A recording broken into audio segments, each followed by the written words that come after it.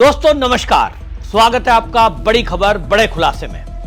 दोस्तों, देश के प्रधानमंत्री नरेंद्र मोदी भारत को फिर से विश्व गुरु बनाने के लिए दुनिया के उन सभी देशों में जा रहे हैं, संपर्क कर रहे हैं और अपने द्विपक्षीय व्यापार को बढ़ावा दे रहे हैं, जो भारत की उन्नति में वो सहायक हो सकते हैं, जो ना चीन के दबाव में आएंगे ना अमेरिका के दबाव में आएंगे, और एक अलग ही अपना एक ग्रुप तैयार करके वो विश्व पटल पर भारत को एक विश्व गुरु बनाने की तरफ ले जाने वाले हैं। लेकिन कांग्रेस पूरी तरह मोदी की विदेश यात्राओं से बौखला गई है। साइप्रस की यात्रा पर जब मोदी जी गए थे, उस समय कांग्रेसियों ने यह कहा था कि गुजरात से भी छोटा एक देश, और वहां मोदी जी गए हैं, मजाक बनाया था।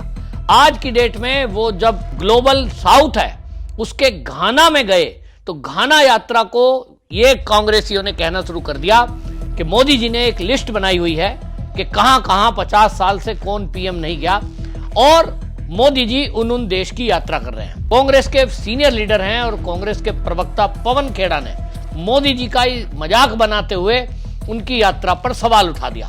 पवन खेड़ा कहते हैं कि मोदी जी वहां गए जहां 50 सालों में कोई नहीं गया। उन्होंने एक सूची बनाई है कौन कौन से प्रधानमंत्री किस देश में गए और कौन से में नहीं गए, और फिर उस सूची को लागू करने के लिए निकल पड़े। पवन खेड़ा की इस जो एक मैं कहूंगा कि इसको लोग कह रहे हैं बौखलाहट, कि मोदी जी को जिस तरह से दुनिया के अधिकांश देशों में वहां का सर्वोच्च सम्मान मिल रहा है, यहां तक कि अरब कंट्रियों में भी, उससे कांग्रेस पूरी तरह बौखला गई है। क्योंकि कांग्रेस 2014 से लगातार मोदी का अपमान करने का काम कर रही है। बल्कि 2014 से क्यों, जब से मोदी जी गुजरात के मुख्यमंत्री थे, तब से मोदी जी के खिलाफ कांग्रेस षड्यंत्र कर रही है। उनको जेल भेजना चाहती है, झूठे केस में फंसाना चाहती थी जब केंद्र में कांग्रेस थी और मोदी जी गुजरात के मुख्यमंत्री थे। मोदी जी का अपमान किया गया जब वो अमेरिका का वीजा मांग रहे थे, सीएम थे गुजरात के। आपने देखा कि पूरे कांग्रेस ने यह अभियान चलाकर सांसदों के हस्ताक्षर कर उसको अमेरिका भेजा और कहा कि मोदी जी को वीजा ना देना। मतलब कोई भी अपमान करने का मौका कांग्रेस चूकती नहीं है, और उसका एक ही कारण है कि मोदी जी राष्ट्रीय स्वयंसेवक संघ के स्वयंसेवक हैं, हिंदू हैं, और इसीलिए इन कांग्रेसियों की नफरत है कि राष्ट्रीय स्वयंसेवक संघ का एक स्वयंसेवक कैसे इतना ऊंचा जा सकता है, वो कैसे मुख्यमंत्री बन गया गुजरात का।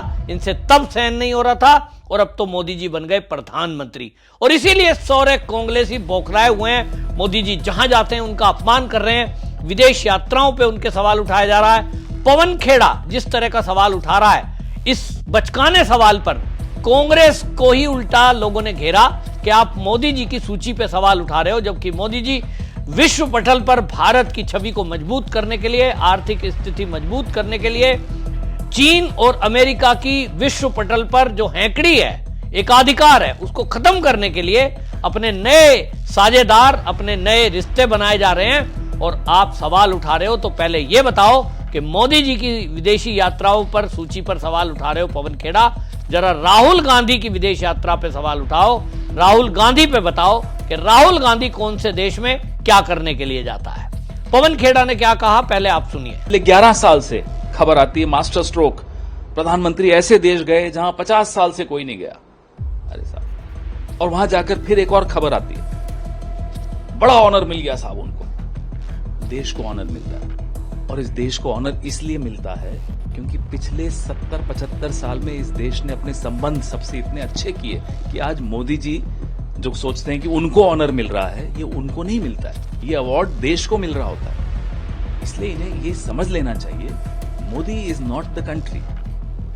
Every award that the prime minister gets, it's the country which is getting. सुना आपने पवन खेड़ा की असली बौखलाहट क्या है। एक बौखलाहट तो ये कि जिस मोदी को हम अपमान करना चाहते थे, गुजरात के सीएम से लेकर और अभी तक हमारे 20-25 साल के प्रयास में हम विफल रहे हैं। जब भी मोदी को फंसाने की कोशिश की, मोदी का अपमान करने की कोशिश की, हमने मोदी को नीच कहा, हमने मोदी को चाय वाला कहा, क्या क्या नहीं कहा इन कांग्रेसियों ने, तब मोदी ने उन गालियों को अपनी ताकत बनाया और दुनिया में छाते चले गए। एक बौखलाहट इनकी यह है कि हमारे रुकने से मोदी रुक नहीं रहा। दूसरा, इनको लगता है कि हमारा जो नेता है राहुल गांधी, उसका तो कोई सम्मान करता नहीं। वो जाता है थाईलैंड, वो जाता है बैंकॉक, वो जाता है किस यात्रा पे पता नहीं है, तो लोग मजाक बनाते हैं। उस नेता की कोई बात सुनने को सीरियसली तैयार नहीं है। उन्हीं के राहुल गांधी के पुराने दोस्त रहे वो राहुल गांधी का मजाक उड़ाते हैं, जैसे कि हेमंत बिस्व शर्मा, ज्योतिरादित्य सिंधिया, ये मजाक बनाते हैं कि उसको तो कोई सीरियस लेता ही नहीं है। इनको लगता है कि एक तरफ हमारा नेता जिसको हम भगवान मानते हैं सारे कांग्रेसी, उसको तो कोई सुनता ही नहीं है, सम्मान तो बहुत दूर की बात है। दूसरी तरफ मोदी है जिसको हम नीच, चाय वाला, क्या क्या कहते थे, वो आगे बढ़ता जा रहा है। तो ये बौखलाहट का नंबर 2 कारण है। तीसरा कारण और सबसे बड़ा कारण कांग्रेसियों का, और जिसके लिए पवन खेड़ा ने प्रेस कॉन्फ्रेंस की, वो मैं बताना चाहता हूं पूरे देशवासियों को इनकी बौखलाहट क्यों है। असल में मोदी जी जब साइप्रस गए, वो क्यों गए थे? क्योंकि ऑपरेशन सिंदूर में हमने देखा कि तुर्की ने पाकिस्तान को अपने ड्रोन दिए, हथियार दिए, सेना दी भारत के विरुद्ध लड़ने के लिए। तो मोदी जी को लगा कि कोई ऐसा देश भारत के साथ अगर आ जाए जो तुर्की को मुंह तोड़ जवाब देने में हमारी मदद कर सकता है, तो वो था साइप्रस। क्योंकि साइप्रस का पहले ही तुर्की से विवाद चल रहा है, जमीन पर कब्जा है, और अगर साइप्रस हमारे साथ आ जाता है तो हम तुर्की को घेर सकते हैं। और इसलिए तुर्की यात्रा पर गए, चाहे वो गुजरात से छोटा सही, चाहे वो बिल्कुल एक जिले के बराबर से ही, लेकिन उसका महत्व है, और इसलिए मोदी जी वहां गए तो कांग्रेसी मजाक उड़ा रहे थे। दूसरा, पवन खेड़ा ने सवाल उठाया घाना यात्रा पर। घाना यात्रा पर सवाल जो उठाया है पवन खेड़ा ने, उसके पीछे है चीन। आपको याद होगा चीन से कांग्रेस का समझौता हुआ है 2008 में, और इस समझौते को करने के लिए और कोई नहीं, खुद सोनिया गांधी और राहुल गांधी चीन की यात्रा पर गए थे। और वो समझौते की बात अभी तक सामने नहीं आई कि आखिरकार समझौता हुआ क्या था। अब उस समझौते के बारे में समझ में आता है जब जब चीन पर कोई प्रहार होता है, जब जब चीन के विरुद्ध कोई भारत सरकार फैसला लेती है, मोदी सरकार कोई फैसला लेती है, ये कांग्रेसी बौखलाते हैं, कांग्रेसी बिल्कुल पगला जाते हैं। और अभी भी वही स्थिति है। असल में मोदी जी जो 8 दिनों की यात्रा पर गए हैं अभी 5 देशों की, उसमें जो घाना से उन्होंने शुरुआत की, सबसे पहली मिर्ची तो इनको ये लगी कि घाना में जाते ही वहां का सर्वोच्च सम्मान मोदी जी को मिला। वहां के लोग भारतीय परिधान में मोदी जी का स्वागत कर रहे हैं। इनको लगा यार ये तो बिल्कुल ही उल्टा हो गया मामला, हम तो बेइज्जती चाहते थे, ये तो सम्मान मिल रहा है। दूसरा सबसे बड़ी बात जो भारत सरकार ने, मोदी जी ने घाना के साथ जो समझौते किए हैं, वो सबसे बड़ा झटका चीन को लगा है। वो है rare earth. Rare earth mineral जो हैं, आपको मैं पहले भी बता चुका हूं कि वो इलेक्ट्रिकल वाहन जो हैं उनके अंदर रेयर अर्थ से बनी हुई मैग्नेट इस्तेमाल होती है। रेयर अर्थ का इस्तेमाल फाइटर जेट में होता है। रेयर अर्थ का इस्तेमाल इलेक्ट्रिक पंखों में होता है। इलेक्ट्रिक जो आपके जो जितने भी इक्विपमेंट इलेक्ट्रिकल हैं उनमें अधिकांश में रेयर अर्थ की जरूरत पड़ रही है आजकल। और रेयर अर्थ पर एकाधिकार अभी तक चीन का है। आपको यह जान के आश्चर्य होगा कि 80% जो एक्सपोर्ट है रेयर अर्थ का वो चीन करता है। अब चीन अपनी हैकड़ी दिखा रहा है। चीन अपना एकाधिकार होने के कारण अपना वो दुनिया में वो एक तरह से ब्लैकमेल कर रहा है कि मेरे यहां से ये चीज लोगे तो रेयर अर्थ दूंगा, मेरे ऊपर टैरिफ लगा दिया, अमेरिका को भी धमका रहा है तो नहीं तो मैं नहीं दूंगा।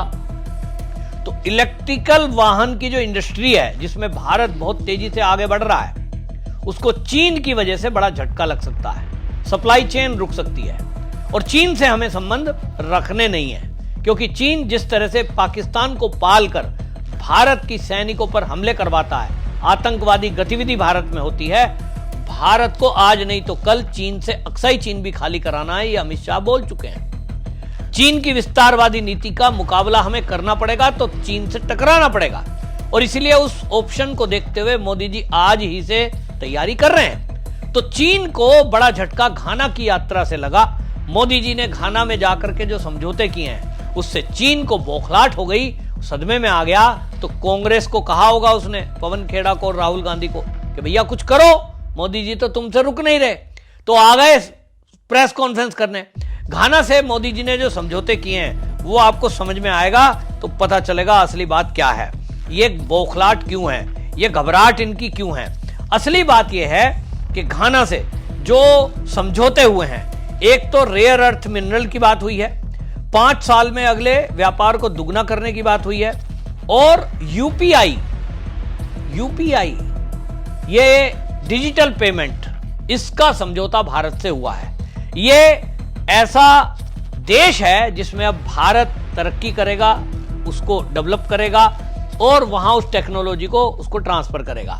और यही चीन के लिए झटका है। चीन हो या अमेरिका, ये डॉलर में सारा कुछ अपना व्यापार करते हैं, लेकिन जब भारत का यूपीआई वहां चलेगा तो भारत और साइप्रस के जो रिश्ते हैं, भारत और घाना के जो रिश्ते हैं, त्रिनिदाद के जो रिश्ते बनेंगे, अब उसमें इनका दखलंदाजी नहीं होगी। और एक बात, जो घाना है, भारत 70% कुल सोने का आयात वो घाना से करता है और घाना में चीन की दखलंदाजी है। वहां उसका जो सोने की खदानें हैं, वहां उसका अवैध खनन होना और स्मगलिंग करके सोने को ले जाना, उससे घाना परेशान है और घाना उससे छुटकारा चाहता है।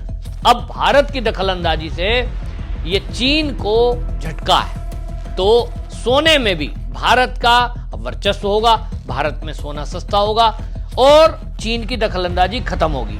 तो ये जो झटका लगा सीधा, ये चीन को चुनौती है। और चीन को जब चुनौती होती है तो कांग्रेस को दिक्कत होती है, कांग्रेस के पेट में दर्द होता है, क्योंकि ये रिश्ता क्या है ये तो यही बताएंगे। लेकिन जब चीन को झटके पे झटका भारत दे रहा है, मोदी जी विदेश यात्रा जाकर मेहनत कर रहे हैं, आखिरकार इसमें कांग्रेसियों को तो खुश होना चाहिए कि भारत की उन्नति हो रही है। भारत के प्रधानमंत्री को किन्हीं देश वाले अपना सर्वोच्च सम्मान दे रहे हैं, इसमें कांग्रेसियों को पेट में दर्द होता क्यों है? आपके राहुल गांधी का यदि कोई सम्मान नहीं कर रहा है, वो जिस दिन प्रधानमंत्री उसे बना ले जाओगे 50-100 साल बाद, तब मिल जाएगा।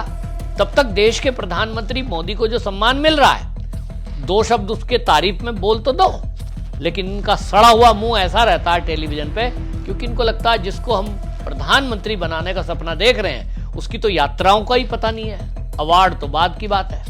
हाँ, कहीं थाईलैंड वगैरह में कोई अवार्ड मिल गया हो, कहीं बीच बीच के किनारे, तो मुझे पता नहीं।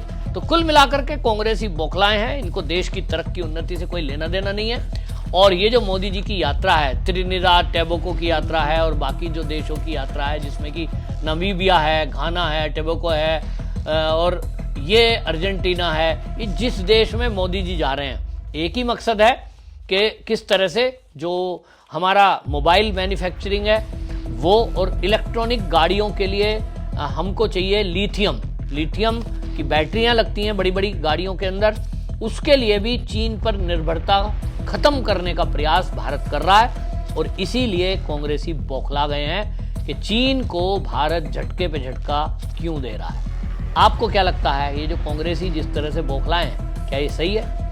कांग्रेस चीन को झटका देने में दुखी क्यों है? आपकी राय जरूर रखिए, वीडियो शेयर करिए। वंदे मातरम।